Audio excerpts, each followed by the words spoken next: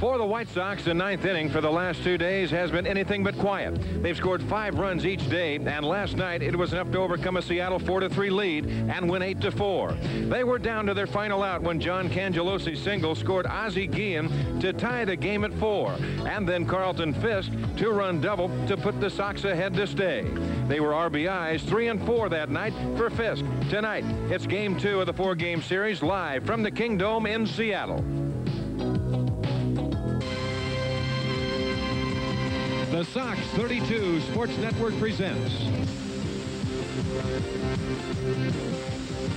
Chicago White Sox baseball.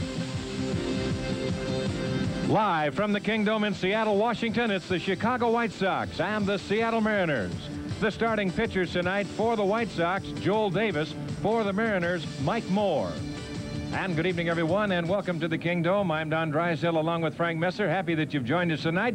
Game 2 of the 4-game series, and the White Sox, well, they won a thriller last night. Down 4-0. They battled back, made it 4-2, 4-3.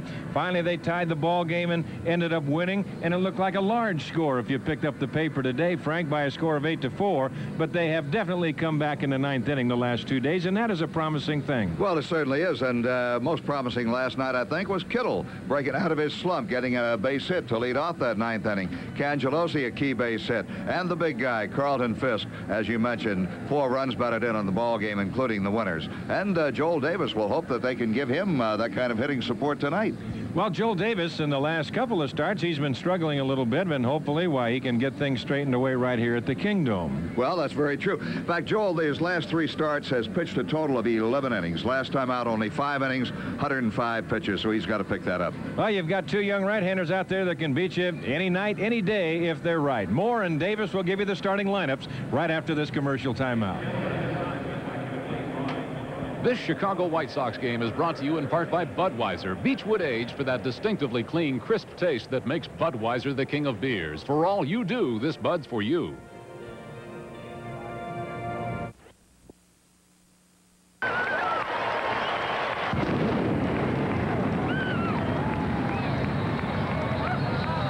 Hi, blew a little smoke ring. Cute. I used to be able to do that. Yeah.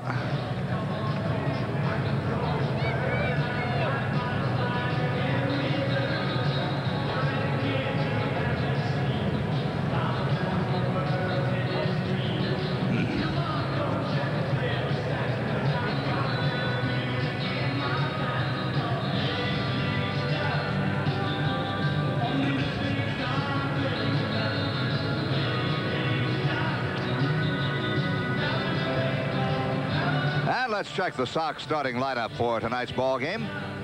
John Cangelosi will be in center field and lead things off. Carlton Fisk will catch and bat second. Harold Baines plays right field and hits third. Greg Walker, the cleanup hitter, at first base. Jerry Hairston will be in left field tonight with Ron Kittle, the DH. Tim Hewlett at third base. Ozzie Guillen, yes, he will start at shortstop tonight. And Julio Cruz will be at second base. On the mound for the Sox, right-hander Joel Davis, a record of 3 wins and 3 losses. Davis has pitched in 12 games, all starts. He has 1 complete game to his credit, 75 innings pitched. He's walked 40, struck out 46, and has an earned run average of 4.30. He'll pitch to a Mariner batting order of Harold Reynolds at second base, John Moses in center field, Phil Bradley in left, Alvin Davis at first, Jim Presley at third, Ken Phelps, the DH tonight. Dave Henderson will be in right field, Spike Owen at shortstop, and Bob Kearney takes over the catching duties with Steve Yeager resting. On the mound for the Seattle Mariners, Mike Moore, right-hander with a record of 3 wins and 6 losses for the season. In 13 starts, 3 and 6, and an earned run average of 4.13. He has pitched 98 innings. He has 5 complete games to his credit. He has walked 44, make that walk 35, and struck out 51 men. The plate umpire tonight is John Hirschbach. Rocky Rowe at first base, Nick Bremigan at second base, and Larry Barnett, the crew chief, will call the plays at third. Bremigan, out of action last night with a stomach virus, is back in uniform and working tonight and feels much better. Thank you. John Cangelosi set to lead things off for the White Sox as they try to make it 2 in a row indoors here at the Kingdome. And all set to tell you all about it, ladies and gentlemen, here's Don Drysdale. Thank you very much, Frank. And once again, good evening, everyone. John Cangelosi to lead it off. He'll be followed by Fisk and then Baines. Mike Moore ready to go to work. And first ball hitting, Cangelosi bounces to Reynolds, who throws him out. 1 pitch, 1 out. And that will bring on Carlton Fisk. Checking the Mariner defense, you will have Presley at third with Owen at short, Reynolds at second, and Davis at first. And the outfield, Bradley, Moses, and Henderson from left to right, and the battery of Kearney and Moore. Now here's Fisk getting 222, 4 home runs, 30 RBIs. Carlton, big night last night as he drove in 4 with Baines on deck. Now the infield straight away, the outfield the same, and Moore ready to go to work. And delivers low. The count 1-0. Carlton had the game winner last night for the 3rd time this season with his double in the 9th, scoring Bradley and Cangelosi. The 1-0 pitch to Fisk. That's cued foul right side. 1-1 the count. You know, Don, we talk about the big guy, Fisk, getting the base hit there to win the ball game. Very, very true. But one of the little guys, Cangelosi, had a base hit in the inning to keep the inning alive. Well, that's it. It had not been for John Cangelosi right there and out, and the ball game is over, and the Sox lose 4-3. They appeal. They say no. And we'll check the Sox coaches. You have Joe Nossick at third with Eddie Brinkman at first.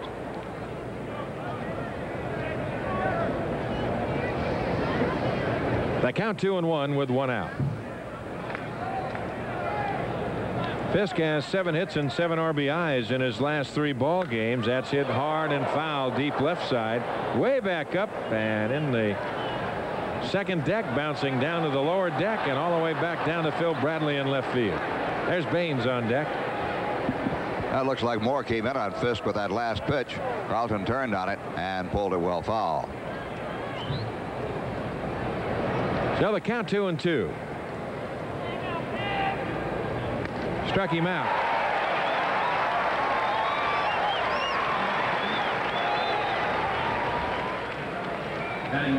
Well, we'll take a look at that last pitch. Low out of the strike zone, breaking down, and Carlton swung over the top of it. Here's Harold Baines. Harold hitting .305. He has 10 home runs, 42 RBIs. 2 outs and the Sox first. Taken low, the count 1-0. Harold is hit safely in 9 of his last 11, 14 of his last 17. He's had home runs in his last 2 ball games. Off speed pitch taken outside, the count 2-0. Put a little icing on the cake last night with that 9th inning home run. Ooh, boy, that got out in a hurry. Yeah, following Fisk's double. There you see Greg Walker on deck.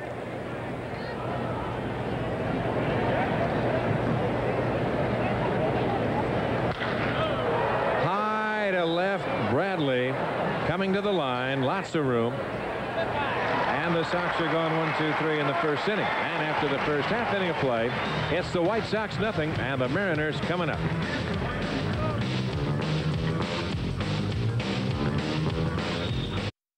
And Joel Davis ready to take on the Mariners.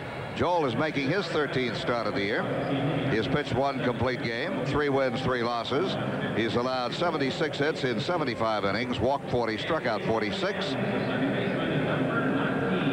There are the figures. And Davis, as we mentioned, his last 3 times out, he has not pitched that well, although he has picked up 1 win in his last 3 outings, 1 win and 2 losses. Sox defenses with Hairston in left, Cangelosi in center, Baines in right, Hewlett and Ginn on the left side of the infield, Cruz and Walker on the right side. Fisk will do the catching. As we mentioned, Davis in his last start, that was against Oakland. He got a win, but it was not a pretty win. He threw 105 pitches down in 5 innings. And he will face Harold Reynolds here in the bottom half of the first inning. It'll be Reynolds, Moses, and Bradley. And the first pitch outside, the count 1-0.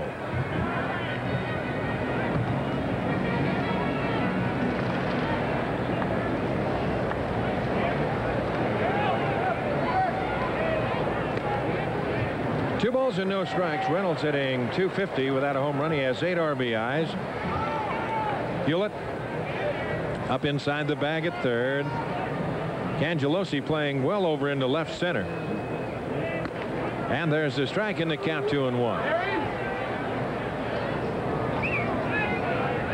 Your Mariner coaches, Ozzie Virgil over at third and Darren Johnson at first. Down ball to Walker, and he'll go to the bag and do it himself. 1 away. And that'll bring on John Moses. Moses at .250 with a home run and 7 RBI. Now you're talking about Davis in his last 3 outings against Toronto, Texas, and Oakland. He's gone, as you mentioned, at the top 3 2/3, 2 1/3, and 5. Right there, that equals 11 in 3 starts. He has a win and 2 losses.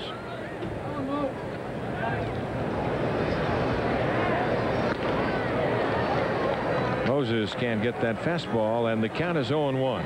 Prior to those 3 starts, Davis had 2 excellent outings, 9-inning complete game 1, and then he went 9 innings in the 17-inning loss against Kansas City.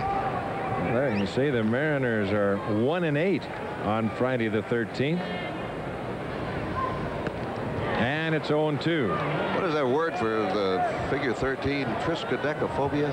Those who do not like the figure 13 are triskaidekaphobiacs. Is that right? I have not heard that. I haven't either. I just made it up. But the Mariners are triskaidekaphobiacs. That's not dirty.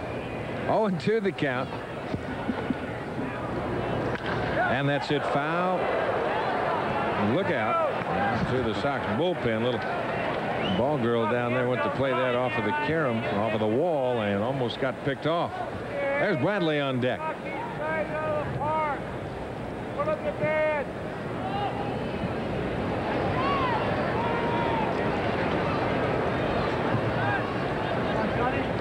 Now Davis out in front, 0-2. Outside, and the count 1-2. White Sox starting tonight at 25 and 33. There's still that 8-game difference to that 500 mark. 8 games behind Texas. The Mariners a record of 22 and 39. They are 12.5 back.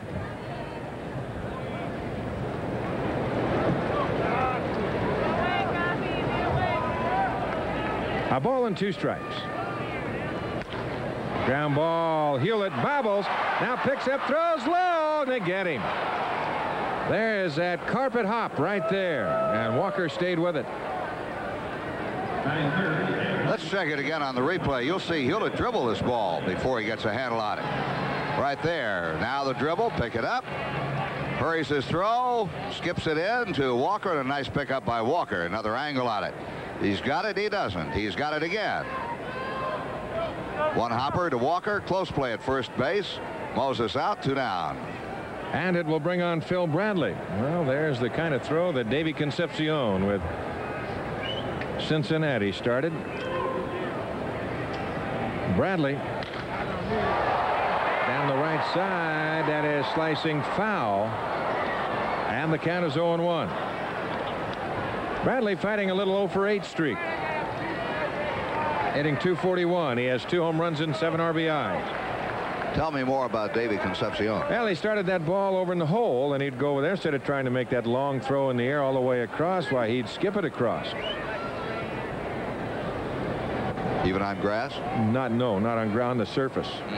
On the artificial surface.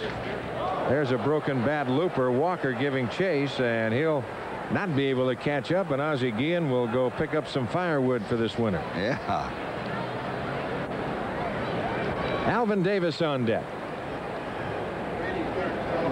Just looking here at the top 4 men in the batting order for the Mariners. Last night they went a combined 1 for 16. Sox pitchers handled the top of the batting order very well. 0-2 the count.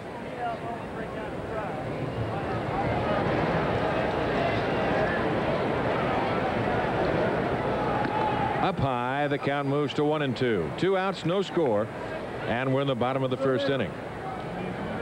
In fact, you can go back a little further. 12 ups against Cowley last night. The top 3 men in the batting order, Reynolds, Moses, and Bradley, did not get the ball off the infield. There's a bouncer. Hewlett backs up on the big hop. Long throw, and this time it skips by. Bradley going to second. Cruz going over, and it skips by Gee, and he says, I'll handle it. Get back to where you are. Now that time the ball did not skip on the carpet. It skipped on the dirt, and you get a different hop.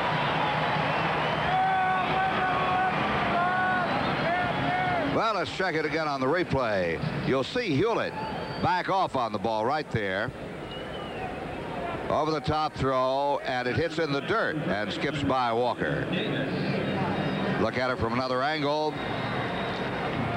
You always, I think, an infielder has trouble when he backs off on that ball. He tries to hurry the throw, threw it in the dirt, skip by. Now Cruz recovers quickly, fires it on to second base. Hits the runner going in, bounces away from Guillen, but Ozzie runs it down and into second base. Bradley, I think he ripped up his uniform pretty good with that head-first slide. Maybe he didn't rip it up, just pulled the snaps loose as he went in. And that'll bring on Alvin Davis. Well, what happens a lot of times, whether it's Timmy Hewlett or whoever, that'll be an air charge to Hewlett, especially the third base. When they get in that position, it's sometimes even at the hole in short. The infielder will have a tendency to drop down. There's a shot, center field. Cangelosi is right there, makes a catch. So the side is retired. No runs, no hits, an error, and a man left, and after one, no score.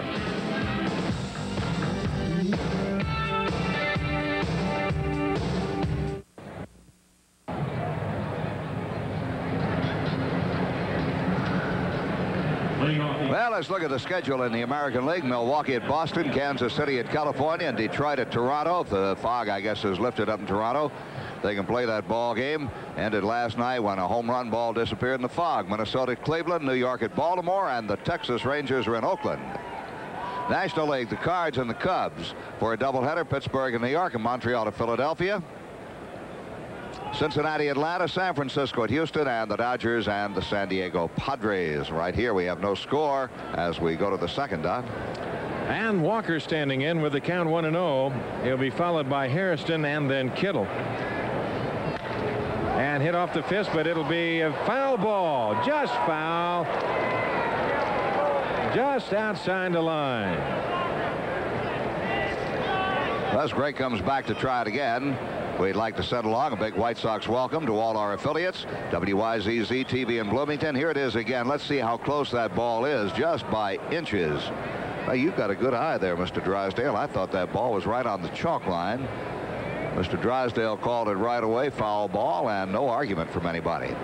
We also have WRSP TV in Springfield, WQRF TV in Rockford, WXIN TV in Indianapolis, WAYK TV in Palm Bay, Florida, KLJB TV in Davenport, Iowa, and our flagship station, WFLD TV, Fox Incorporated in Chicago. And the next pitch to Walker, taken low, the count 2-1. Greg hitting .298, 7 home runs and 19 RBIs.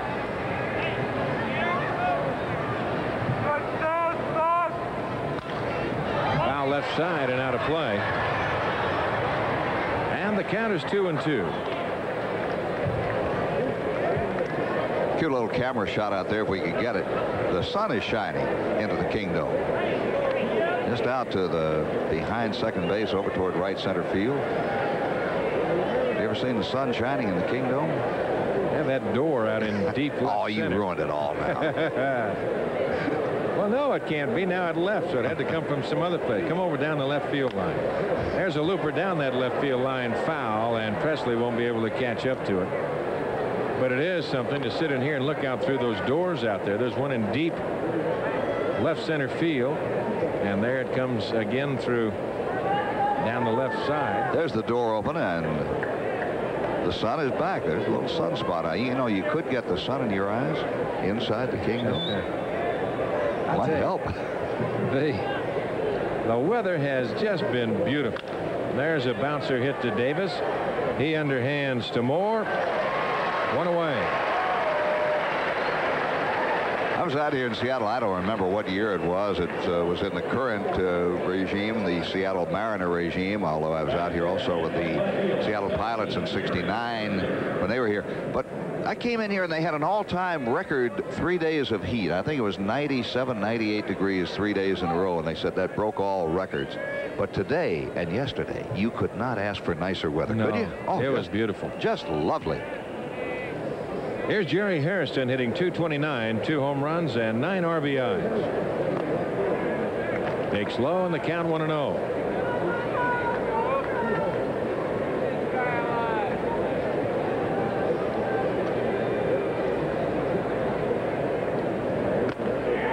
And the count 2-0. Well, we certainly, I would like to pass along, and I know you do too, Frank, because you've had a lot of association with Gene Michael, former teammate of mine, and now the new manager of the Chicago Cubs, and we congratulate him and wish him well. Certainly do. I had very fine association with Gene Michael in his days with the Yankees. Now, there's a man, Don, who has held every possible position in the game of baseball, I think. 3-0. See if this is automatic. Just outside, and it's ball 4. Moore wanted it, and so did Kearney. Hirschbeck said no. Gene Michael has been a player at the minor league level and the major league level. He has been a coach. He's been a scout. He has been a manager on the field. He's been a general manager. I don't know of any position in the game, really, that he has not at one time or another held. Well, he's back on the field right now. Here's Ron Kittle hitting .189. 1 ball and no strikes to count.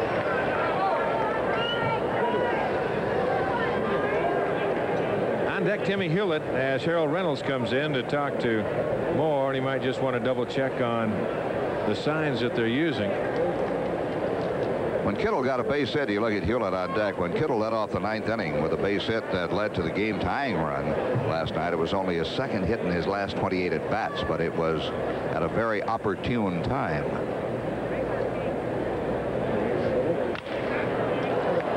Fouled right side, and the count 1-1. You know, great thing about the game of baseball, Don, when you come from behind late in the ball game and win it, there are so many key things you can talk about. By the same token, when you lose a 1-run ball game, you can go back, as you and I were talking about on the plane the other night, and pick out so many reasons why you could have, how you could have won that game. Boy, that is true. That is out of play, and the count 1-2. Last night was more fun.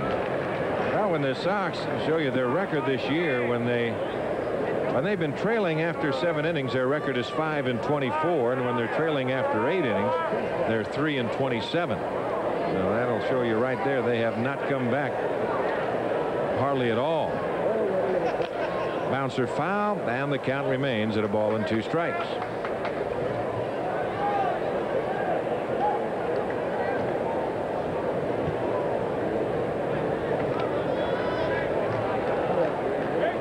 On the other hand, when they have been ahead after your 6 innings, they're 15-5. After 7 innings, they're 16-6, and after 8 innings, they're 19-2. It behooves them to take a lead down low. 2-2 the count, as those numbers will verify. 2 balls and 2 strikes. Tony La Russa down in the Sox dugout. Ozzie Guillen on the right, Fisk on the left.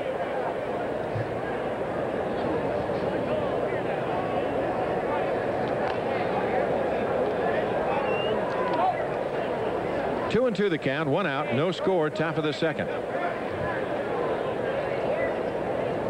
Texas has taken a 1-0 lead at Oakland in the 2nd inning, and Kansas City has jumped on California 4-0 there in the 2nd inning. Struck him out. Cleveland over Minnesota 11-2, and Detroit over Toronto 10-5. Boston over Milwaukee 5-3. Well, there's the last pitch, and again, that ball moving down. Good sinker there from Moore, and he had Kittle, I think, swinging at a pitch that may have been low out of the strike zone. The 2nd strikeout to go with 1 walk. And it'll bring on Timmy Hewlett. Tim hitting .281. He has 3 home runs and 16 RBIs.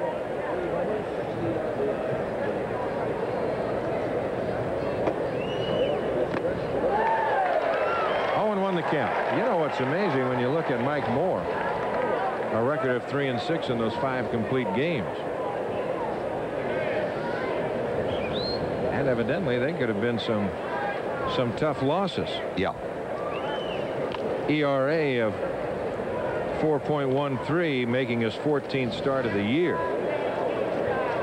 Well, he's a workhorse. He goes out there. You got a chance to send your bullpen home for a night. That's great to have a pitcher like that on your staff. He had 14 complete games last year out of 36 starts, 35 starts. There's a high chop for Owen. Short way to second. They get the force, and the side is retired. No runs, no hits, no errors, and a man left after 1.5, no score.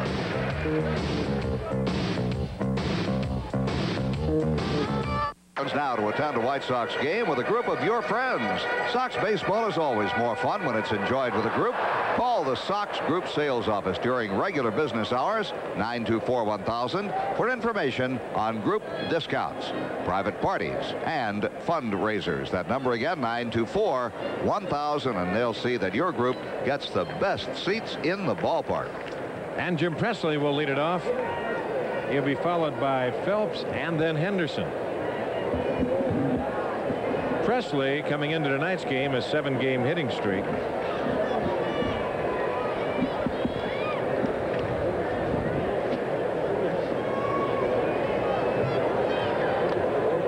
And takes his strike with a breaking pitch, 0-1.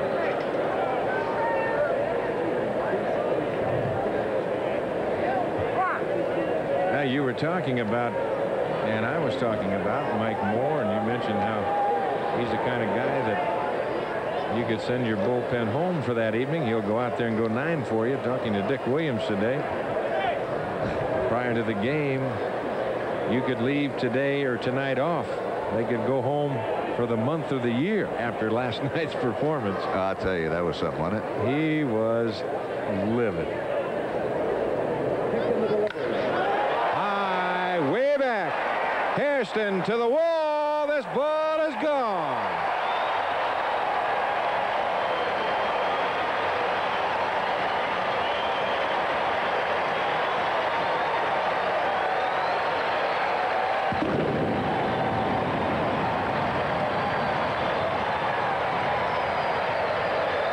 Well, there's the first hit of the ball game. Home run number 12 on the year for Jim Presley. And the Mariners are out in front 1-0. Let's look at it again. Got a fastball, and he drilled it. Hit just as hard from that angle. You'll see Hairston go back to the wall, flatten himself there, and just watch the ball go. That's it. It's about 3 or 4 rows up in the seats in left field, and the Mariners have a 1-0 lead. And that'll bring on the designated hitter, Ken Phelps. And don't go to sleep on this man. He's hitting just .218, but he can lose it in a hurry. All of a sudden getting a chance to, get back in that lineup a little bit. 9 home runs, 17 RBIs. And those 9 home runs coming in 78 at bats.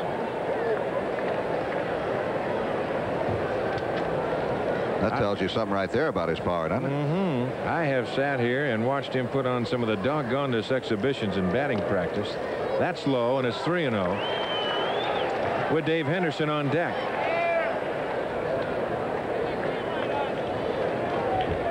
And don't take this for granted. Dick Williams will not play by the book, and that is just about etched in stone. You saw that last night. We talked about it before it ever happened. They had the squeeze bunt. I said, don't be surprised if he does it again, except the Sox pitched out right on another attempted squeeze play. 3-2 the count. Ken Phelps knows one thing. He will turn that bat loose. Somebody told him that, I'm sure, as a little boy, and he has remembered that well.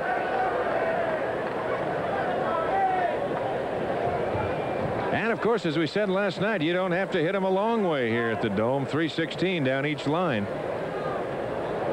410 to straightaway center. Walks him.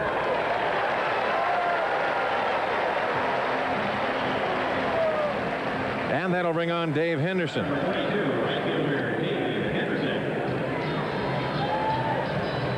Henderson coming into tonight's game with a 6-game hitting streak. He has hit safely in 13 of his last 14, hitting .253, 10 home runs, 25 RBIs. With Spike Owen on deck.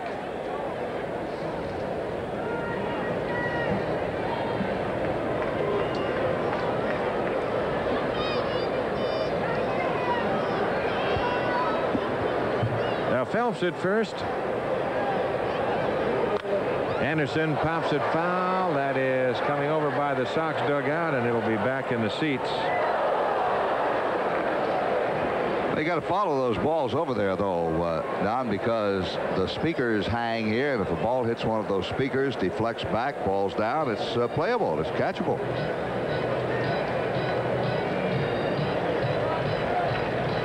That's right, and they can get up and they can hit that speaker on that side, on the two sides where the dugouts are. Those things are definitely reachable. Oh, yeah.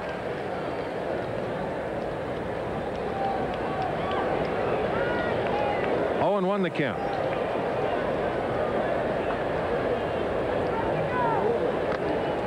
Outside, the count 1-1. Outfield playing Henderson slightly to hit to the opposite field as he checks with Ozzie Virgil. There you see Harrison. He is deep. Cangelosi slightly in right center. Baines slightly to the line in right. Infield straightaway. And the curveball high. The count 2-1.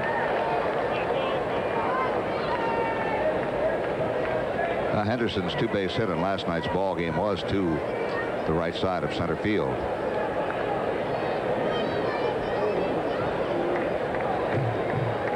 Two and 1 the count. There's a line drive up in the air. Cruz and takes a base hit away from Henderson. I think he jumped too soon. That fooled him. I will take a look at it again here. Cruiser really jumped and then had to extend even past there. But he hauled it in. Last night, as I recall, the two-base hit by Henderson, Cruz just got a finger perhaps on it. But the ball went on through. Here's Spike Owen hitting .254. He has a 4-game hitting streak. Without a home run, he has 12 RBIs. And Bob Kearney, the catcher, on deck. Ken Phelps at first. It's 1-0 Seattle. We're in the bottom of the second inning. Well, that time right there, Henderson got that ball out on the end of the bat. And I think Julio thought it was going to come at him a lot harder. And what it does, it always had to hang there in suspended animation and make the catch. That's right, because his body was going back down, but the arm had to go stretch out and pull it in. And you put the extenders out.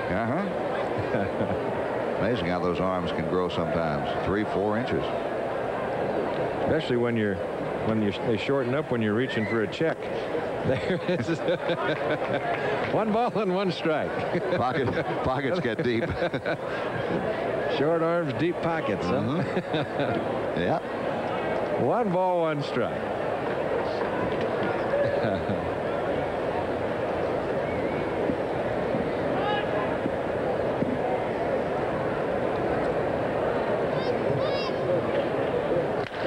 There's a shot. Good play by Cruz, and they bobble the ball.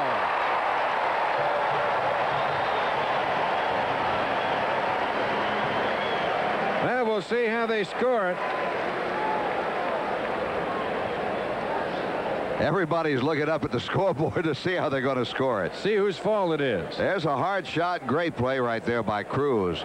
Now he sort of sends a knuckleball off the fingertips of Guillen covering at second base. Looked like Guillen might have closed his glove on that one. If we get a closer look right here,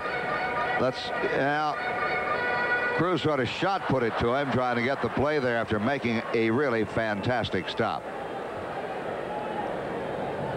They're going to score that one by committee. I think so. They're fortunate that Cruz did stop that ball, because Cangelosi was so far in left field, that ball would have gone all the way to the center field wall. What did they give him? A base hit? A what? Base hit. Oh. How in the world can you give him a hit? Bob Kearney takes up high. Well, you call your committee together and take the vote, which they obviously have done. Well, I'll tell you, I've seen some scoring this year. Well, not only just recent, the last few years. I mean, it is unbelievable. Well, now you're not going to be like Frank White, are you? No, I don't know what Frank. Oh, no, what Frank. No. I mean, that has got to be an error. Once Cruz catches the ball, you're right. That's down low, and the count 2-0.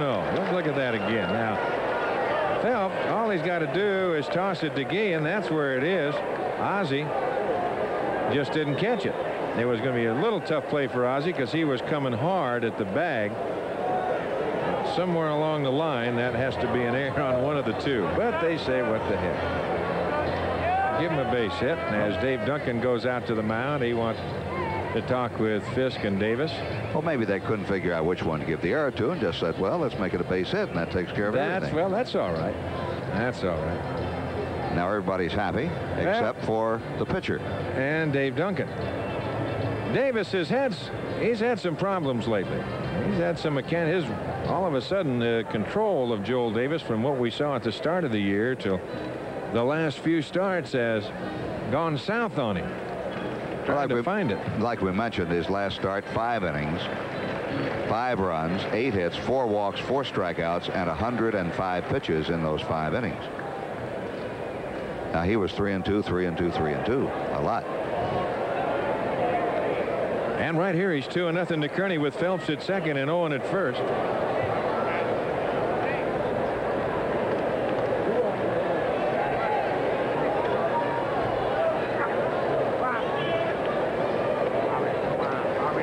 Phelps at second, Owen at first. Cruz trying to sneak in behind.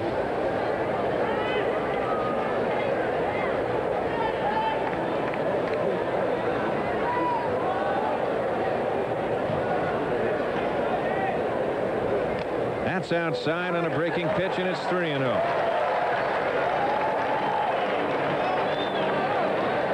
Well, certainly Kearney is a man he doesn't want to walk. The man is not going to hurt you that much with the bat. He does not run that well. You got a ground ball, you got a double play, you're out of the inning. You walk him, you got to go back up top to Harold Reynolds, a much more dangerous hitter.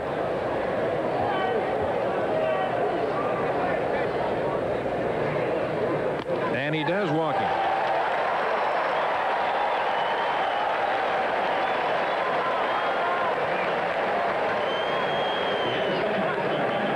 So the bases are loaded with 1 out. And that'll bring on, indeed, the leadoff hitter, Harold Reynolds. And the bell rings down in the Sox bullpen. Right-hander Dave Schmidt gets up, and he will start to toss. Now, Harold, you've got the left fielder, Jerry Hairston, shallow to the line in left, Cangelosi way over in left center, and the big gap in the alley in right center.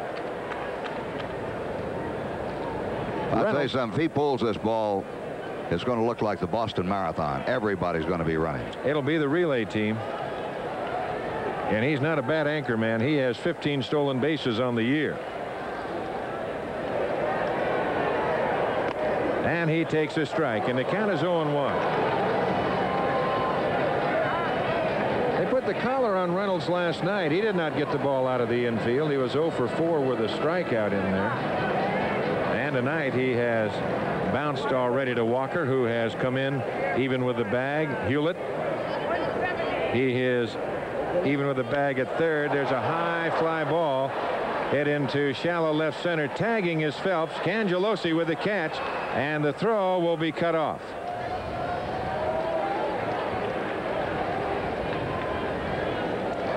A very, very big out right there for Joel Davis.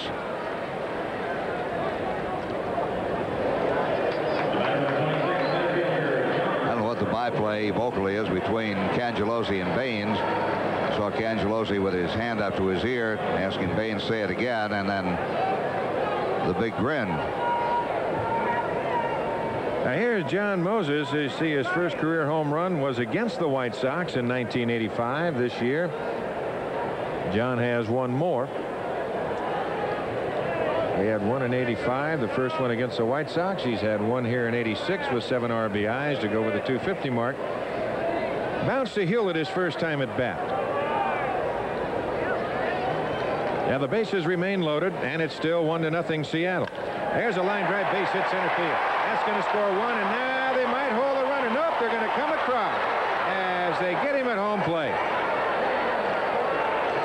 So they run themselves out of an inning, but they pick up a run, and they lead it after 2-0.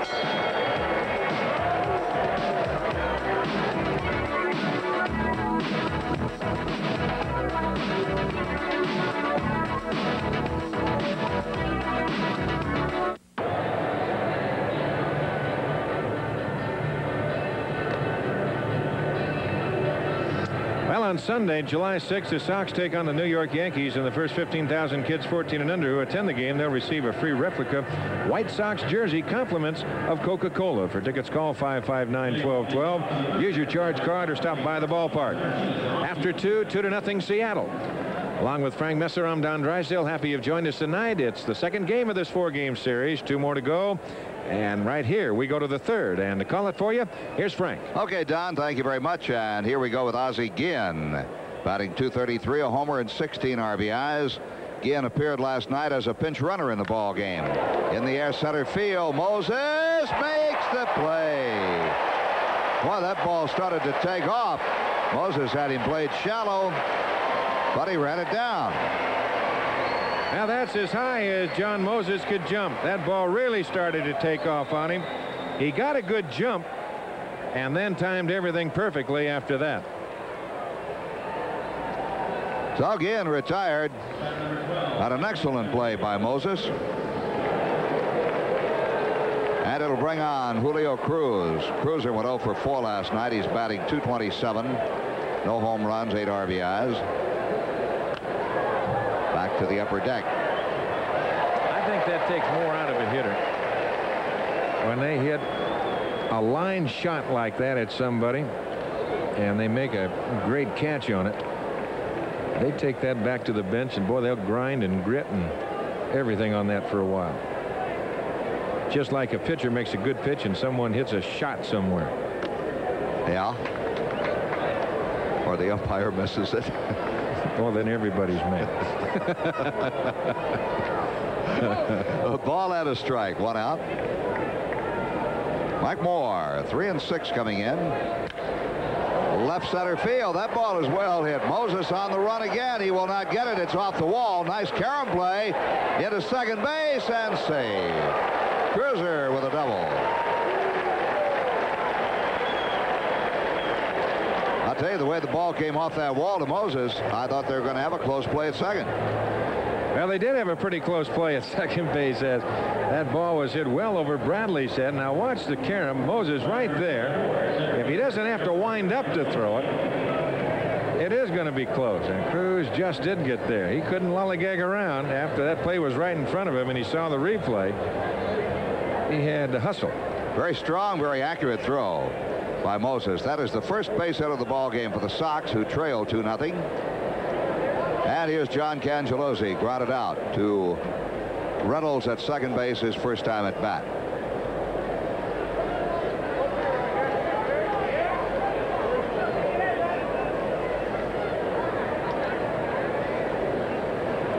Moore, coming into this game, had not fared well in his career against the Sox, winning 1 and losing 5 to the Chicago club over his career.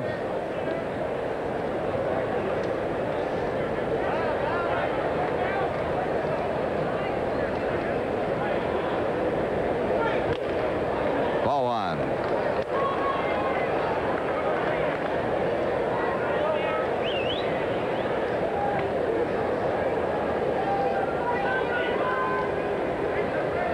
Cruz at second base.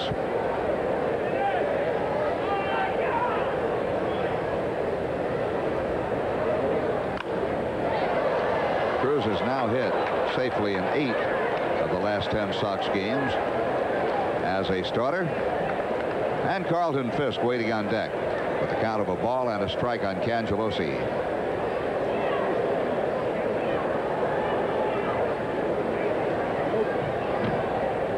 The Mariners lead it 2-0.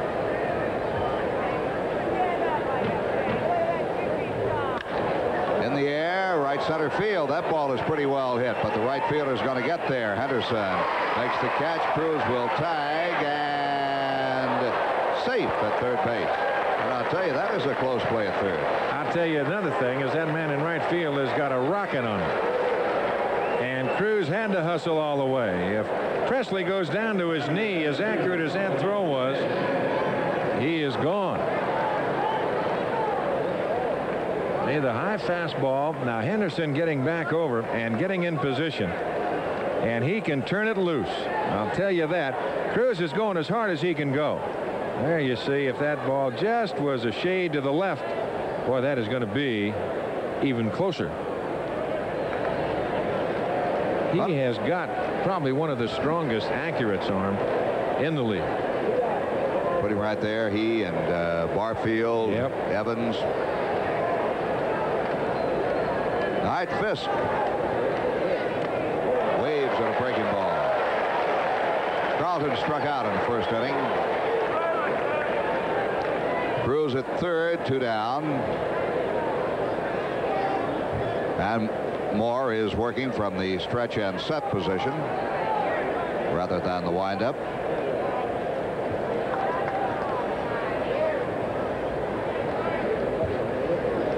Fastball in. 1-1.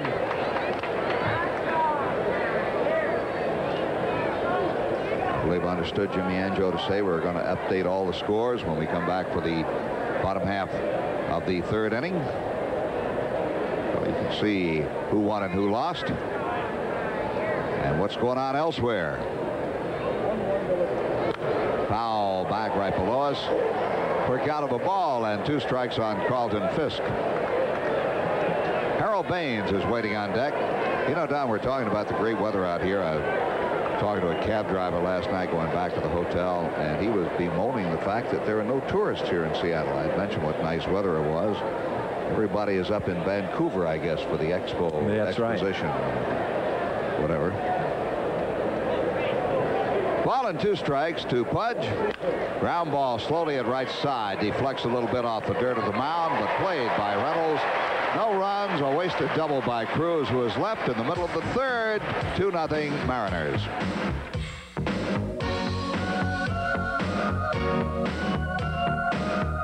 There's some American League Finals. 5-3 Boston over the Brewers. 5-0 in the second inning. Kansas City over California. And the Tigers starting to roll around a little. 10-5 over Toronto. 11-2. Cleveland over Minnesota and Blyleven. 3-1. Yankees over Baltimore. 1-0. Texas over Oakland in the second. And there you see the Cardinals 1-0 over the Cubs in the first of a doubleheader. 6-5 Mets over Pittsburgh. 2-1 Philly over Montreal. And Atlanta 3-2 over Cincinnati. That's the final. And San Francisco 3-1 over Houston. And the Dodgers 3-2 over the Padres in the fourth. All right, Don, and right now we'll go to the bottom half of the third inning with Phil Bradley, Al Davis, and Jim Presley coming on against Joel Davis.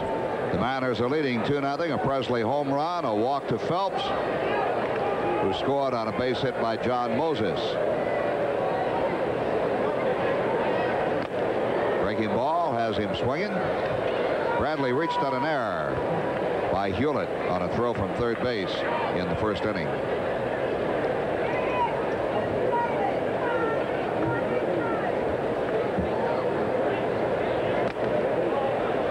Up high in the count, 1-1.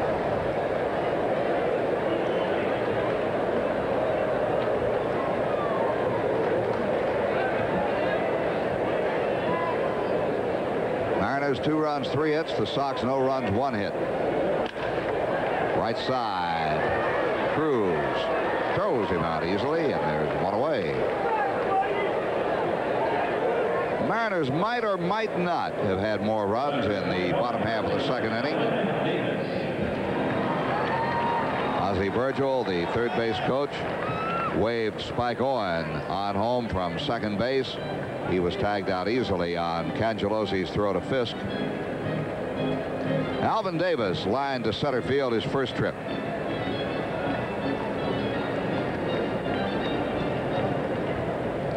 Here's a young man who really enjoys playing the game of baseball. Always has a smile on his face. Pass to pitcher Davis and on through base hit. Oh, Davis picks up base hit number 4 for the Mariners. You know, Frank, it wasn't just because of that base hit, but I was getting ready to comment. I said, I've never seen too many good hitters that walked around with frowns on their faces. Yeah, you're right. You're right. And Alvin Davis is a good hitter. Well, I said he enjoys the game of baseball, and that's probably why he enjoys it, because he can play it well. He hits well, plays well down there at first base. Here's Jim Presley. Hit his 12th home run of the season, leading off the second inning. Second homer in his many nights. He went 3 for 4 last night with a home run off of Cali. Breaking ball, missing, ball 1. I don't think Fisk really appreciates that call by John Hirschbeck. You're right there. That's where it was, John. Now, why didn't you call it?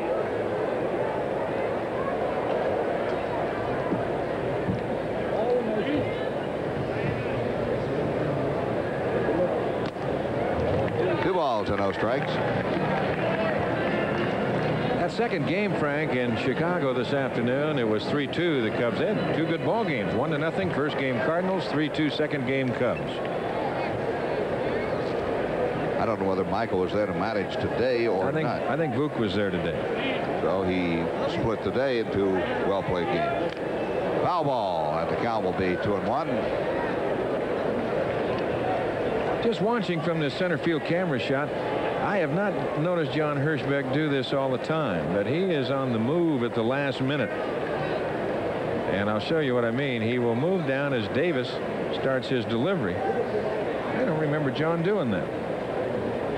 John's a good umpire.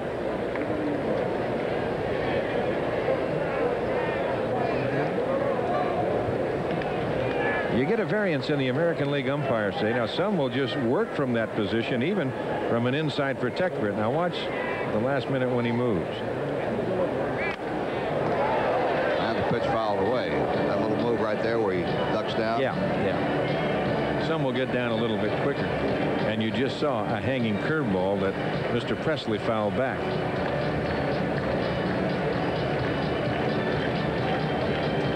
Presley's home run in the second inning extended his hitting streak to 8. Ken Phelps is on deck. Alvin Davis down at first, 1 away, and the Mariners leading by a score of 2-0.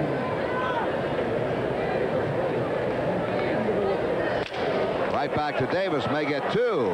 Bad throw. They don't get anybody.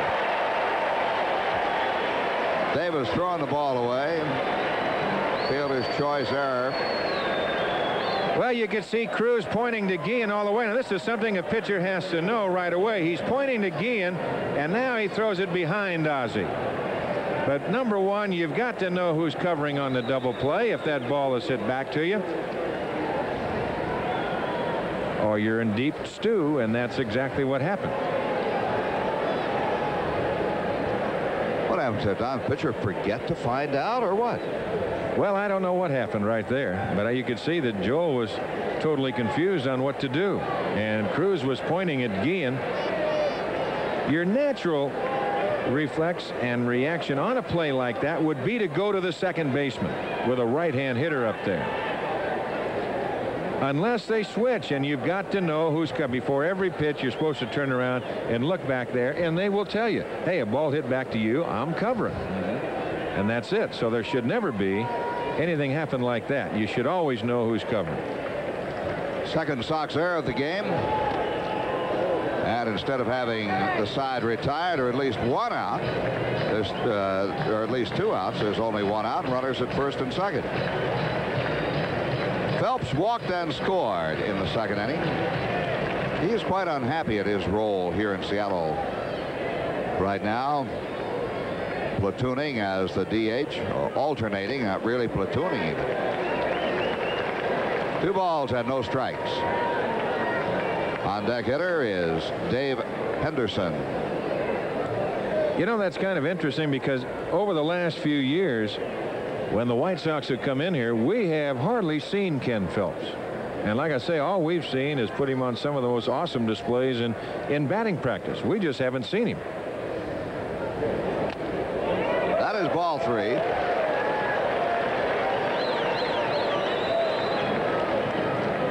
Well, he's 1 pitch away from your seeing him walk to load the bases and not swing the bat. Well, Joel's has his mechanics for the last few starts have been really botched up. I mean, you can just see even in the course of this game, he's throwing different from pitch to pitch. That is ball 4. The bases are loaded. That'll move Davis to third, Presley to second, and Phelps walks for the second time. 3 walks given up by Joel Davis. And he'll work to Dave Henderson with the bases loaded and 1 out. And Tony La Russa there in the corner of the dugout, and seated next to him, Dave Duncan. Henderson lined out to cruise his first trip. They're still shading him over to that right side, Doc. Angelosi bit to the right side of straightaway center. Breaking ball bounced down the third base line. That's foul. Did you see the spin on that ball on the second hop it Yes. took? It started to kick back fair. Really? I was going to say, I almost said there, you better slap at it and do something. That ball is going to come back fair. I thought it was. Never know when you beat a ball down on this artificial surface. No balls, 1 strike. The bases are loaded, 1 away, and the Mariners leading 2-0 here in the third.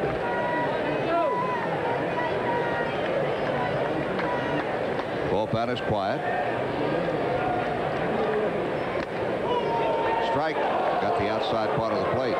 Good pitch from Davis. So Joel in a jam, trying to work himself out of it.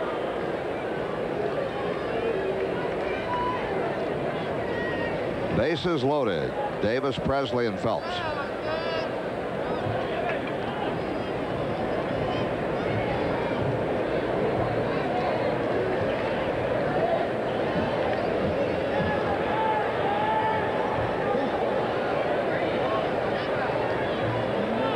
Now Henderson now is going to make Davis wait. Davis made him wait. 0-2 count. Breaking pitch fouled away. Count holds 0-2.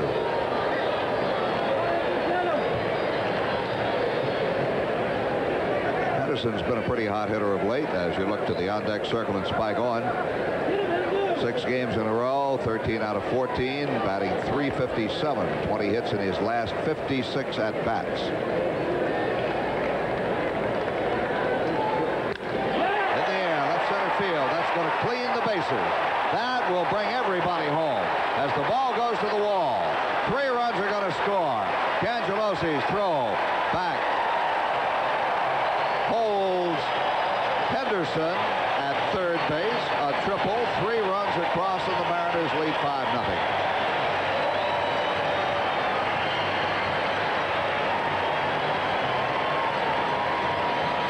Well, 0-2, and he throws a fastball from the middle of the plate in, and all Henderson does is turn on it, drive it up the alley in left center, and once it gets by Cangelosi, it's depending now how many guys are going to score. And by the time John gets it back in, 3 score on the triple, and it is 5-0, and now Dave Schmidt will get up and start to throw in the Sox bullpen. Henderson down at third base.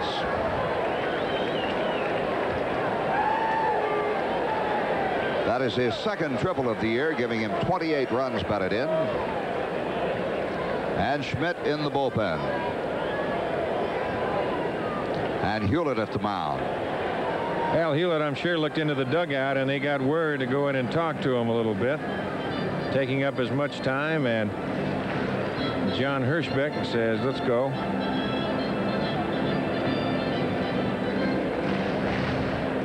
Spike Owen had a base hit in the second inning. That was the one we wondered about the official score on. The one hopper fielded by Cruz, then he threw the ball away, or threw the ball to a point where it could not be caught by Guillen for a play at second. La Russa's on his way out now.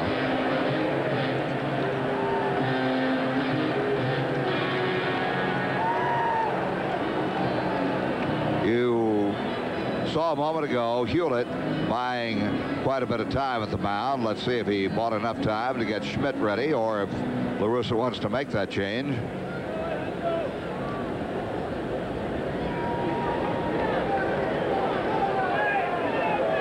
Looks like La Russa's barking just a bit out there, Don. Well, he's a little hot, and he has a right to be. On that double play ball hit back to him by Presley and threw it away, and all of a sudden it's led to 3 runs and still only 1 out, and you've got Henderson standing at third. So indeed that will get Tony's dander up a little bit as Dave Schmidt comes on, a break in the action with Seattle leading it 5-0.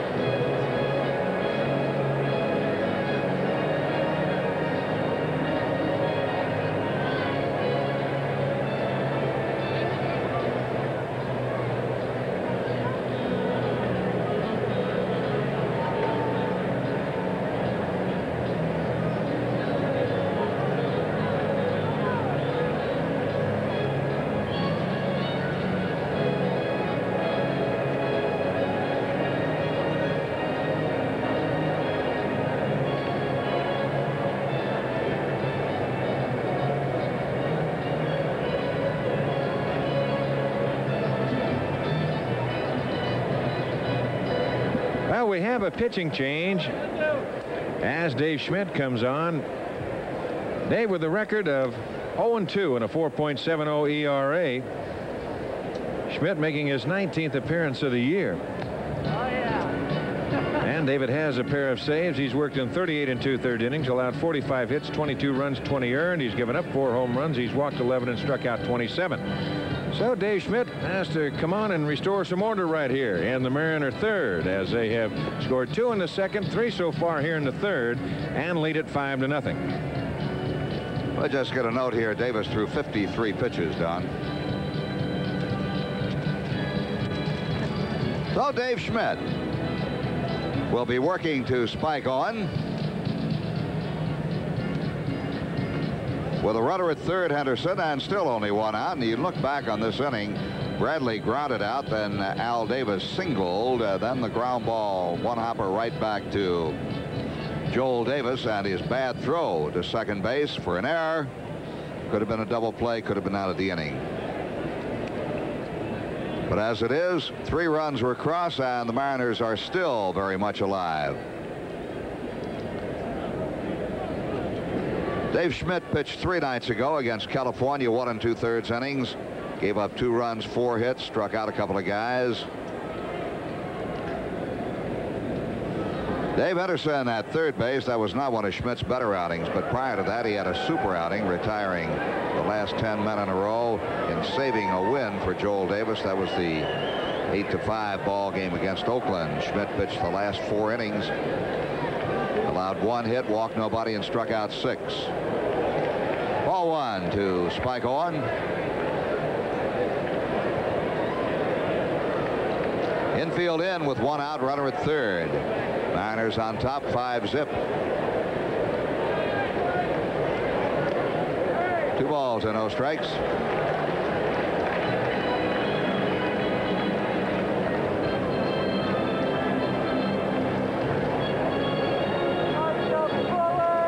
Well, they squeezed last night, did the Mariners, for the first time this year, and then they had another one backfire on a pitch out, so I think they are now 1 out of 5 in squeeze situations.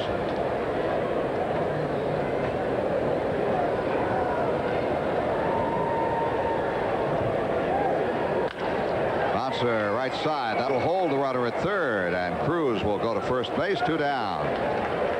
Henderson holding. Cruz looked over there, saw Henderson not coming, and threw Owen out. 2 away to Bob Kearney, the catcher. Kearney walked in the second inning.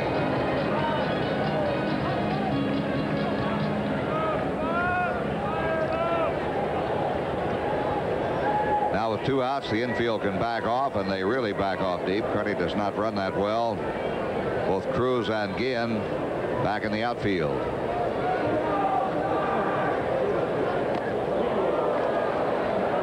No balls and a strike. Harold Reynolds is the on-deck batter.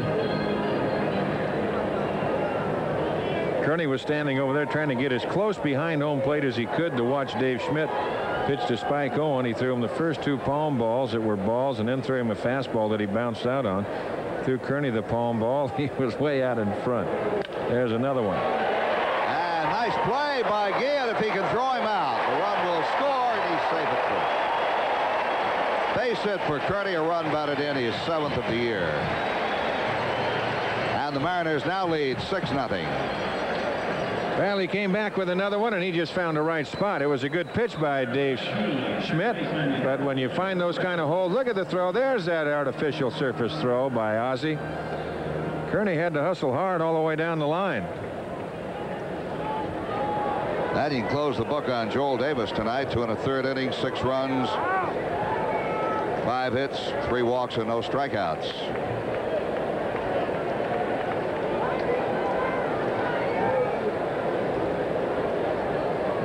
Harold Reynolds 0 for 2 is bounced out to Walker and fly to center.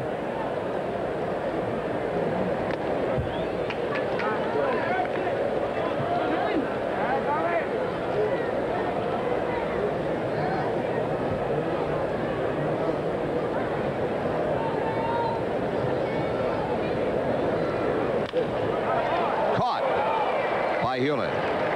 That'll retire the side, but the Mariners score 4 times, and at the end of 3, it's Seattle 6 and the Sox nothing.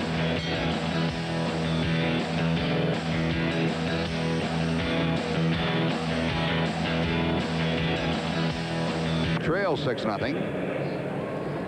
But the Sox have been coming from behind in ball games of late. Let's see if they can do it tonight. Still a long way to go. Baines flied to left, his first at bat. And a base hit for Harold as he lines one out over second. The Sox second hit.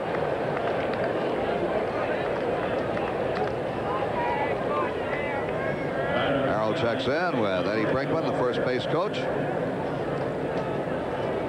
And Greg Walker, the batter. Walker grounded out to the first baseman Davis, to the pitcher Moore covering his first at bat.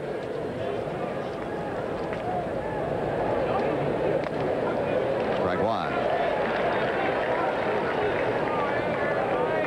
Little base hit a moment ago. Harold Baines now has had at least 1 hit in 10 of his last 12 ball games. 16 for 43. You want to figure it up. 2-1 by. 0-2.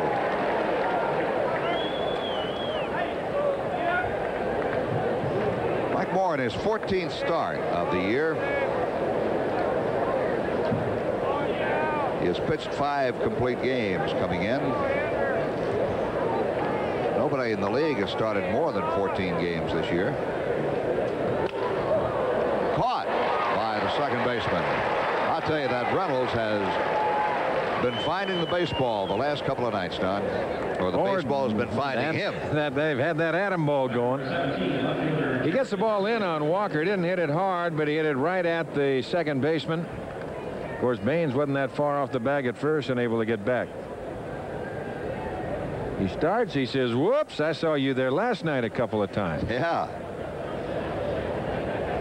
Let's see. Reynolds last night had 8 chances in the ball game. Jerry Hairston walked his first trip.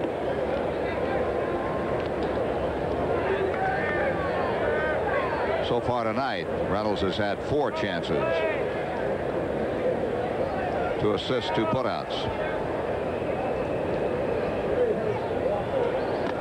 2 balls and no strikes.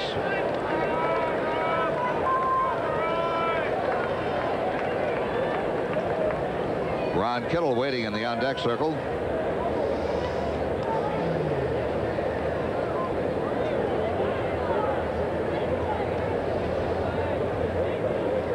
Mariners out in front by a score of 6-0. This Mariner ball club has been scoring a lot of runs of late.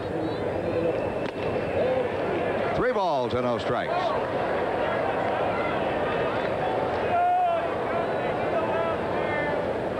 In addition to Mike Moore, Mike Smithson of Minnesota and Frank Viola of Minnesota have also started 14 games this year. That's a strike, and it's 3-1.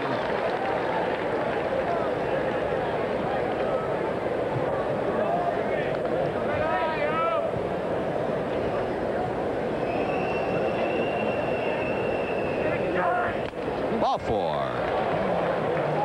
So Hairston walks for the second time tonight. That'll push Baines down to second base, and with 1 out, the batter Ron Kittle. Moore's now struck out 2 and walked 2. And allowed 2 base hits.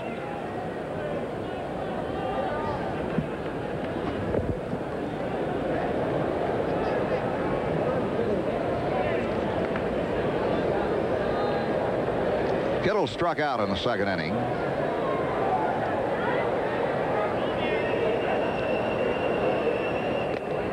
Did he go around? He did. That pitch well out of the strike zone.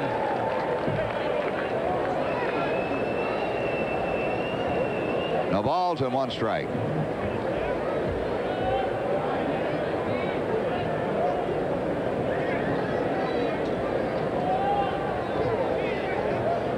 Mariners lead 6-0.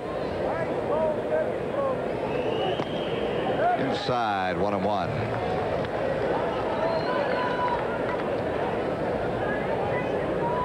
Baines down at second base. Hairston at first. 1 away.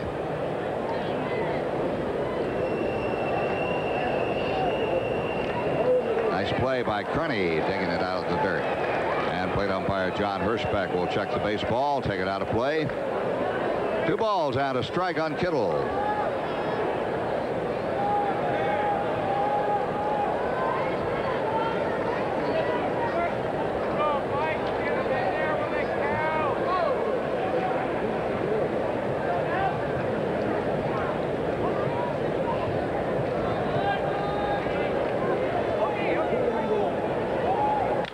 Liner base hit into left field. Baines will come around to score. Hairston will stop at second base, and Ron Kittle has driven in his 25th run of the year. So the Sox are on the board. It is now 6-1 with Timmy Hewlett scheduled up. Well, they keep trying to work that fastball. That time they didn't get it in on him enough as he lines it over Owen's head. They have no chance to get Baines, but they hold Harrison at second.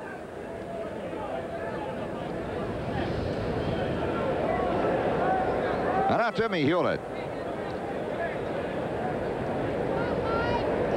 Hewlett is tied for the league lead in triples with Spike Owen also appearing in this ball game tonight. Both men have 5.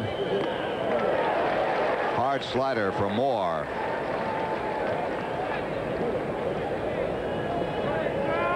Wade Boggs of Boston leads the league in hitting at 389.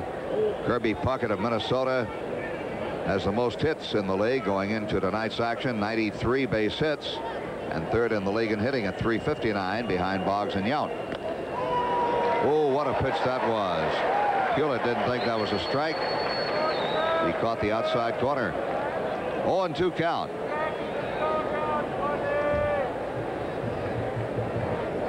There are your base runners. Hairston at second, Kittle at first. And 1 out. Moore wants Kearney to go through the signs again. Reshuffle that deck.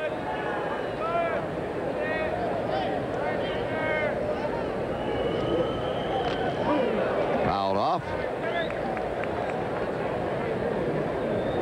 I thought he fouled it. Ozzie again waiting on deck, and he did foul it.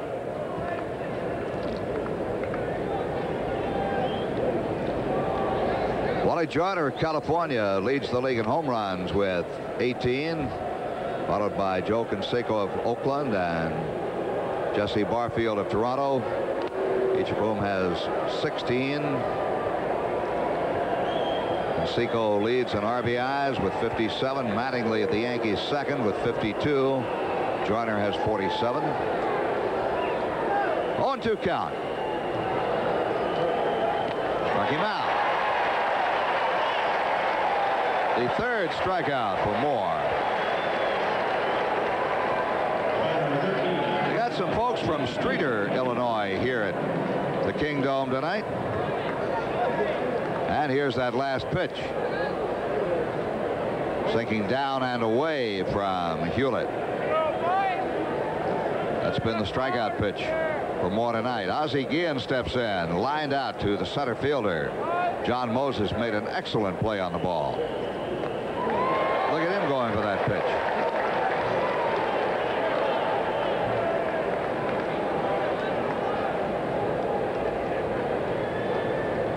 Ricky Henderson at the Yankees was leading the league in runs scored with 56, followed by Puckett with 50. Mattingly at Boggs each have 18 doubles. You mentioned Owen and Hewlett tied for the league lead in triples with 5.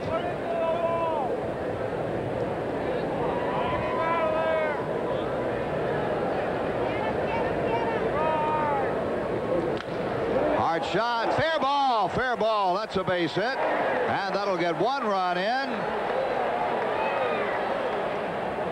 Hairston comes in to score. Hewlett, or rather Kittle, stops at third base, and Guillen with a double. Hard shot, just fair. Here it is again. He went down and got that low pitch, lined it just by the first baseman Alvin Davis, just fair. It caroms back toward the infield as Hairston comes in to score. Henderson runs the ball down as Hairston crosses the plate. And Ozzie Guillen with a double and his 17th run batted in. Runners second and third, 2 down for Julio Cruz.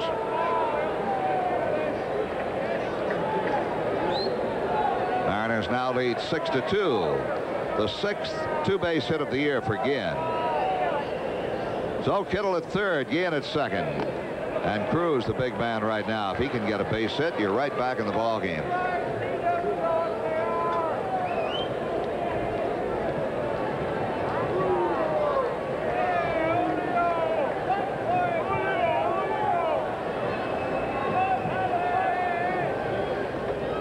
That pitch is low. 2 balls and no strikes.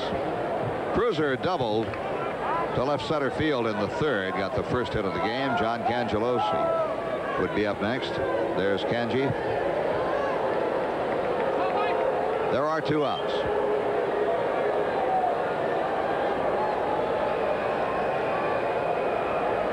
Now Cruz wants time. Fans greet Julio here with mixed reactions. He played here for a good many years.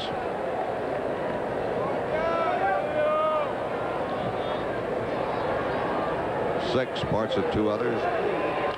Foul back.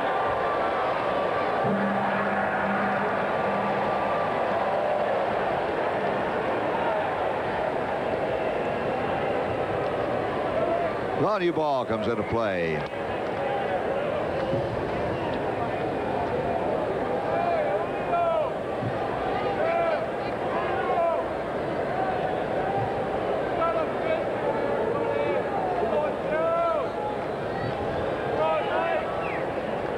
The count on the Cruiser. Strike 2 call. 2-2. Fastball that time.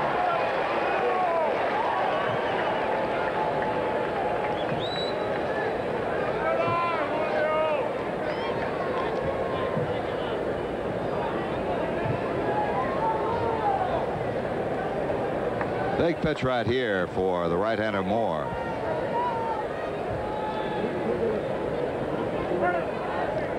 In the dirt, nice play by Kearney.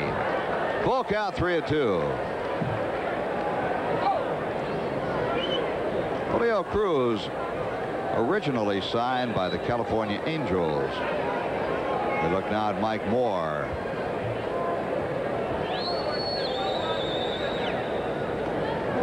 Hewlett, the lead runner. at third base. Again at second, or rather Kittle, the lead runner at third. Again at second. And Cruz right now could do a lot of damage with a base hit, and more having a little problem getting together with his catcher Kearney.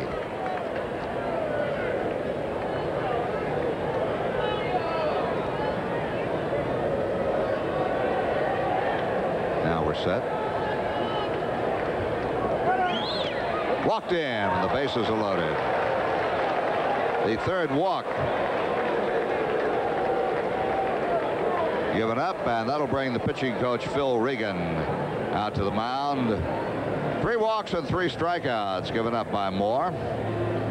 The Sox have scored 2 runs here in the 4th inning. There is no activity in the Mariner bullpen, so Regan just out there to try to settle him down a bit.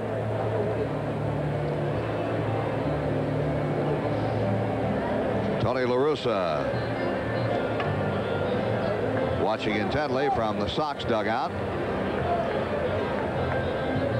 So Regan has his say.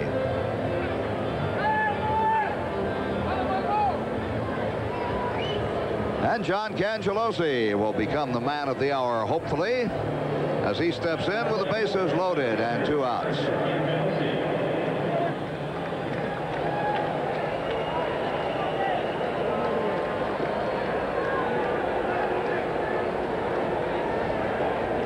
Cangelosi tonight is grounded out to second and flied out to right field. He had a key hit in last night's game in the 9th inning.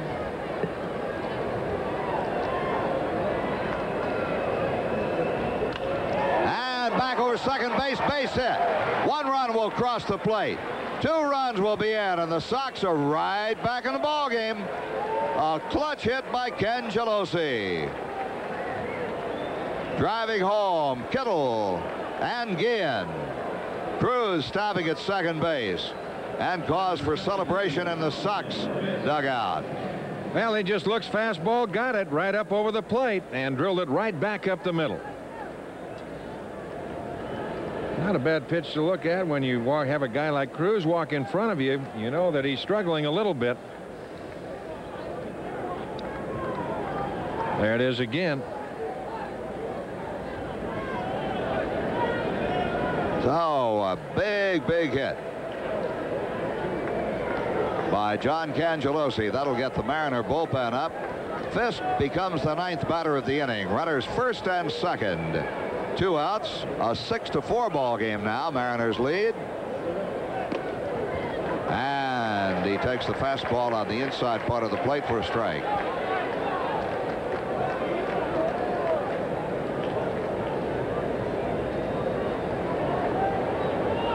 Sox have scored 4 runs on 4 hits in the inning.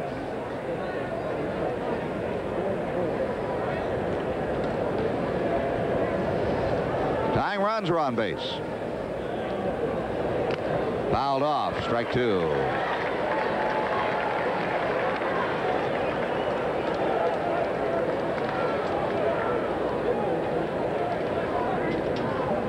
Mariners get their bullpen up. That's Lee Gooderman, the left-hander who was the losing pitcher in last night's ball game. Lee Gooderman.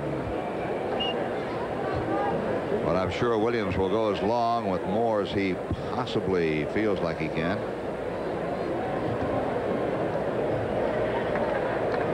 Now with the cruiser dancing off second, Moore steps off the slab, steps off again. Now that brings Reynolds in a little bit because Cruz could get all the room he wanted to.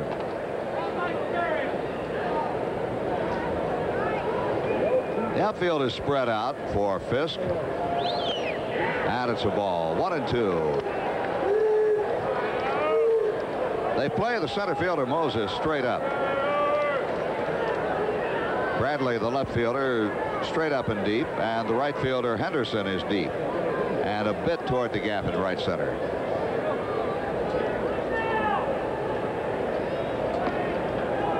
Infield plays into pull with Owen the shortstop back deep in the hole.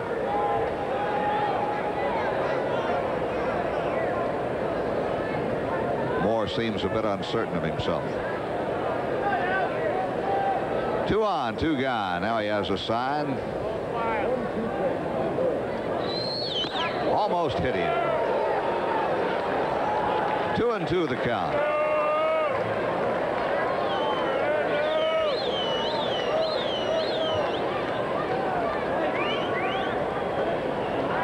Dick Williams, the skipper of the Mariners. Bill Regan with his arms on his knees down there next to him. That was Regan that you got the best look at. Former Sox pitcher, by the way, retired baseball as a Sox pitcher. Foul ball.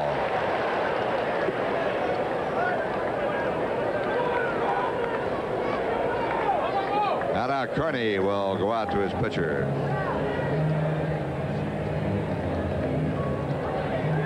Mike Moore, big Oklahoman, 6'4", 205 pounds, born in Eakley, Oklahoma.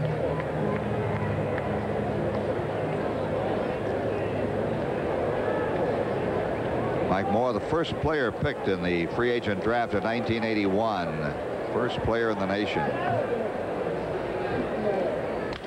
Ground ball, shortstop side, fielded by Owen. He throws Fisk out, but a productive inning for the White Sox. They score 4 runs on 4 hits, and in the middle of the 4th, it is now the Mariners 6, Chicago 4.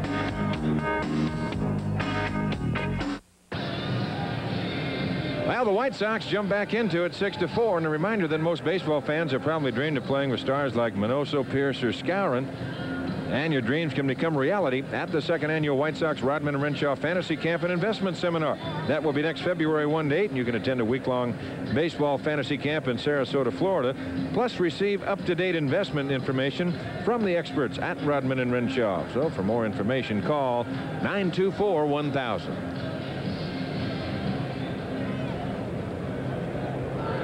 All right, Don, and here we go to the bottom half of the 4th inning. John Moses will lead it off. Just looking back on Moses tonight. Grounded out to Hewlett at 3rd and singled to drive in run number 2 in the ball game for the Mariners. Well, the Sox cutting into that lead with 4 runs in the top half of the inning. Now Dave Schmidt's got to hold the Mariners. Off-speed pitch away. Yeah, their scoreboard went out here, so they're going to the big one now, Frank. All right. We don't have to take our shoes off and everything. I mean, I got to put mine back on. There you go. Spoil sport. Walker has it. Tossed to Schmidt, and that is all for Moses. 1 out. I tell you, people never realize, and I know we don't either at times, until a scoreboard goes out, how much you rely on that scoreboard when you're doing a ball game on the balls and strikes. You really do. It becomes a habit. I'll sit here sometimes and I'll keep it on the fingers of my left hand. I get Are you that good? No, not really. It gives me something to do sometimes. Exercises my fingers. There you go. Bradley fouls one away, and that's strike 1. That's a little finger right there. All right. I'm going to watch you. All right. Alvin Davis watching from the on-deck circle, but not me. You know, for years I carried a ball and strike indicator in my briefcase. I have no idea where it is now. 1-1. It would always be there. The scoreboard would go out, and I'd forget about it. I finally just took it out.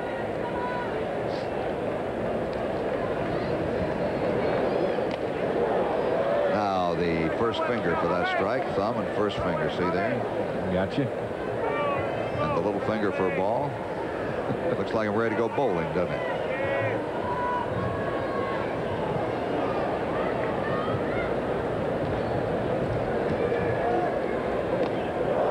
The bat as he strikes out. I tell you, that's the 3rd time in the 2 games we've seen a Mariner hitter throw the bat all the way out to shortstop. I don't know whether it's something that they are different grip they're taking on the bat, or whether they run out of pine tar here, or what happened.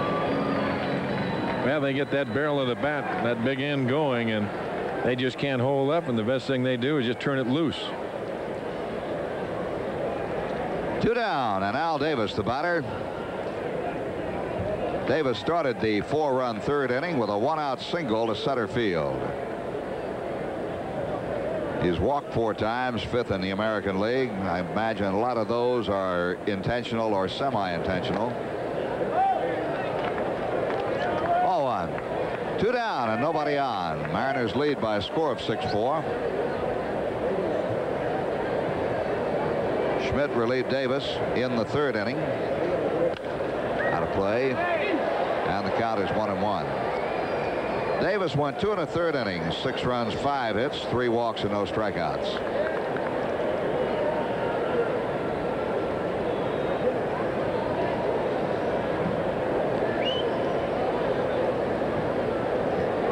Base is empty, 1-1 on Davis. Ball and 2 strikes. Waiting on deck, Jim Presley. Hey, while I think of it, our game is going to start a half hour earlier tomorrow night than it has the last 2 nights. So I'll be looking for us at 9 o'clock Chicago time. 2 balls and 2 strikes.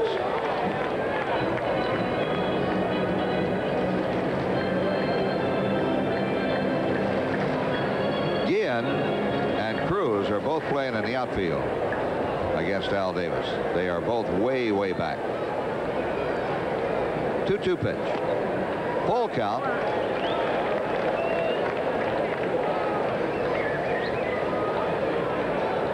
Well, you can see right there how far back Guillen and Cruz are. That white line represents what would be the start of the grass, the outfield grass in a normal field. Hard shot to Walker. He'll take it himself. And that retires the side in order at the end of 4 innings of play. The Mariners 6 and the Sox 4.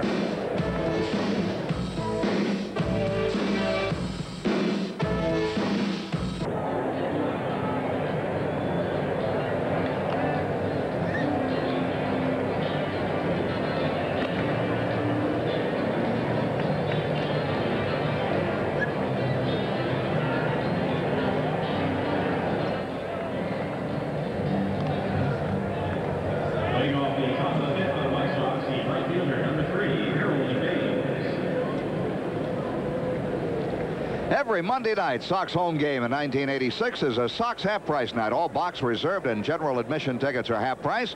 And our next half-price night of the year will be June 23rd against the Minnesota Twins. We go to the 5th inning, and here's Don. All right, Frank. Harold Baines pops the first pitch left side. Coming over Presley. Might have a play, and he can't get there. The count is 0-1. Baines tonight started everything off in the 4th inning with a leadoff single, came around to score, and his first time at bat he flied to left. 1 for 2. He right there has hit in 10 of the last 12 games.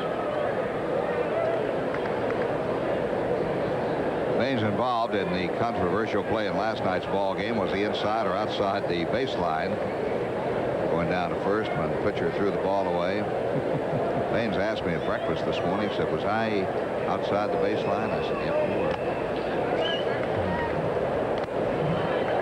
End of conversation. 1 ball and 1 strike. What a break there for the Sox. And the count goes to 2-1 with Walker on deck. He'll be followed by Hairston.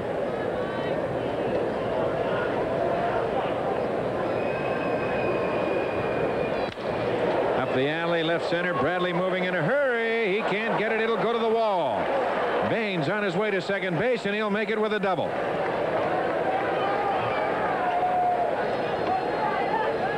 Well, this is such a different ball club when Baines is in one of his hitting streaks. Let's take another look at it.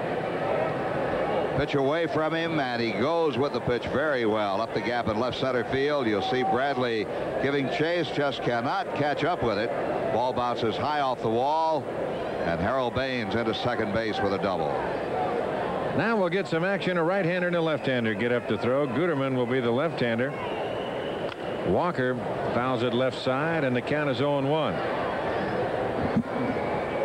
don't know if that's Mark Koosman this early, the right-hander or not. see his number yet. 0-1 the count. Baines at second, nobody out. Harrison on deck.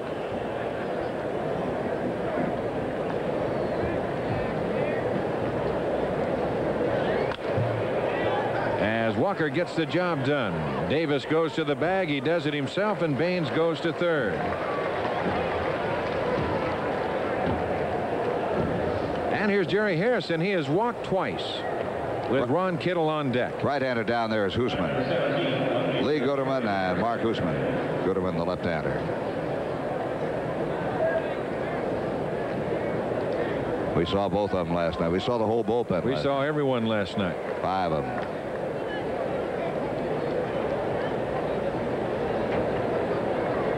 Now here's Harrison, who has walked twice.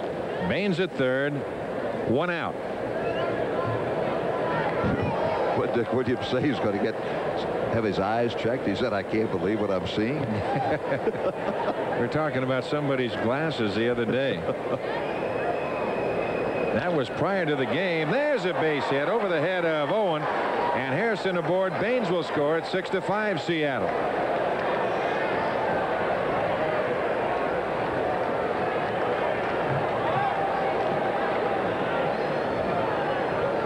And that'll bring on Ron Kittle.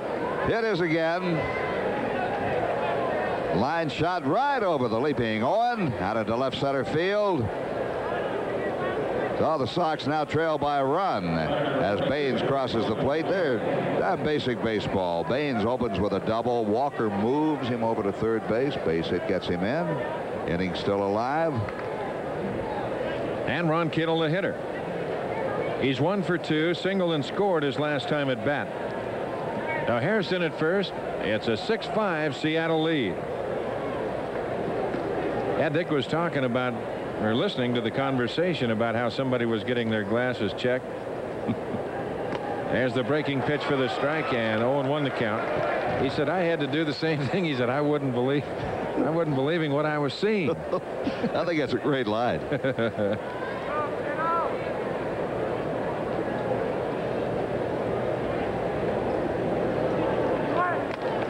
And the other breaking pitch outside to count 1-1. When Kittle drove in the first run of the ball game tonight for the Sox, it was his second RBI since May 24th. He's been in quite a slump, but hopefully he's out of it.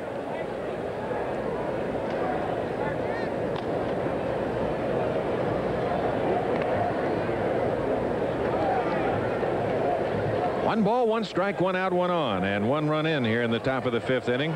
Mariners lead at 6-5.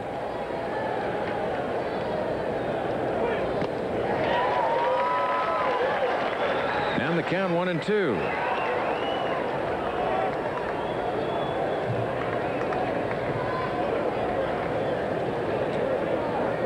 Moore has thrown a lot of pitches.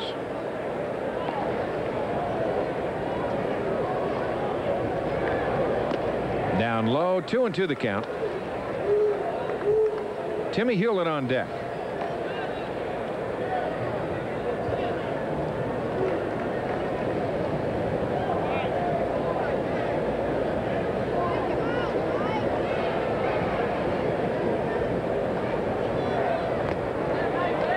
And it's 3-2.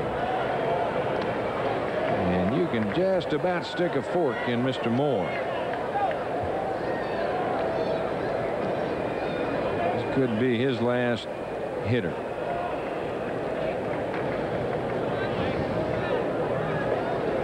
Looks like they're going to come back with a breaking pitch. See what Harrison does. He will draw a throw.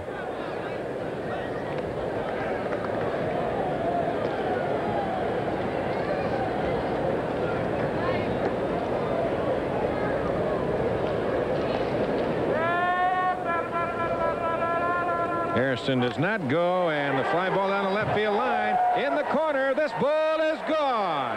Home run, Ron Kittle, and the White Sox have taken a 7-6 lead.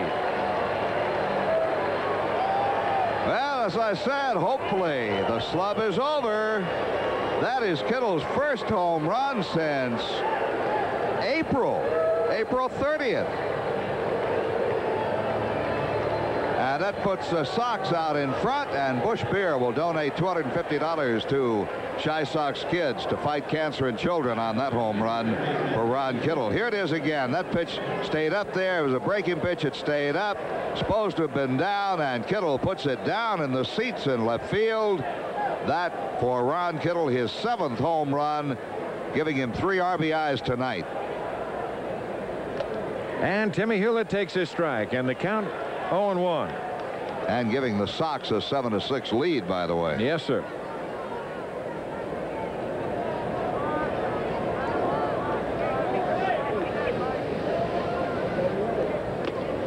That's low. The count 1 ball and 1 strike.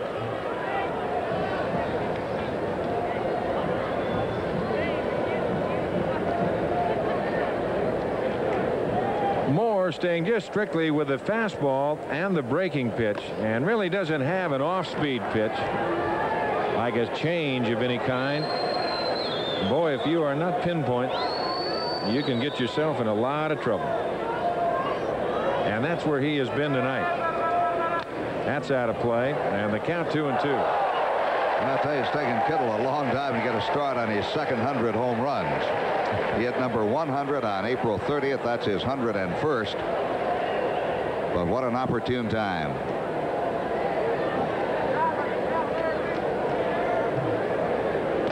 Struck him out. Well, Hewlett down on strikes.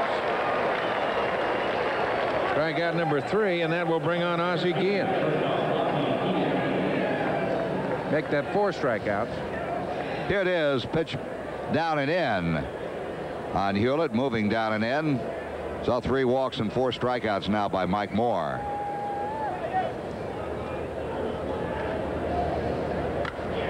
Guillen lines it foul down in the Mariner bullpen. 0-1 the count.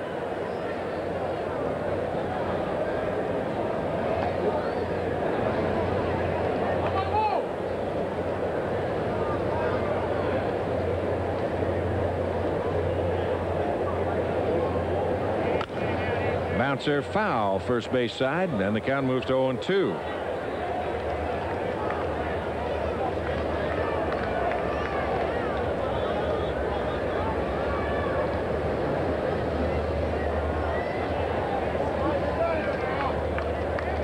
No balls and 2 strikes the count. That's hit deep right field, way back. Henderson turns around, it's gone. Home run, Ozzie Guillen, and it's an 8-6 ball game.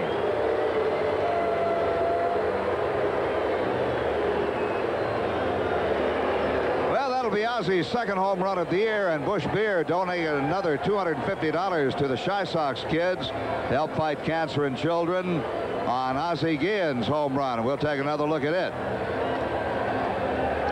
Pitch up, let her high, and there it goes. See it from another angle. Guillen gets down, starts his turn around first base, sees that ball in the seats, and gives a little victory sign there. He's happy.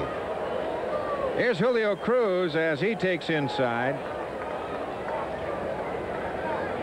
Well, the bullpen for the Mariners has been a disaster as the breaking pitch is in and over. And Dick Williams does not want to go down there unless he has to, and he's going to. Mike Moore is going to learn something out of this one way or the other. There's the first changeup that he's thrown tonight, and he threw it for a strike.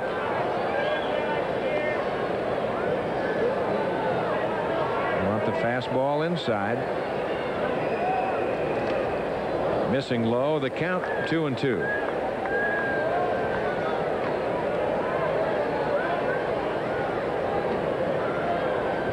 So the Sox 4 runs in the 4th and 4 so far here in the 5th. Down low, and the count 3-2. With John Cangelosi on deck.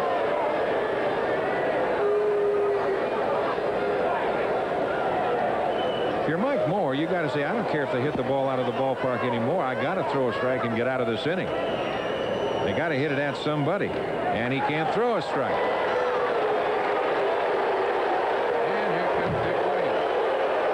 Williams will finally go to his bullpen, I feel sure.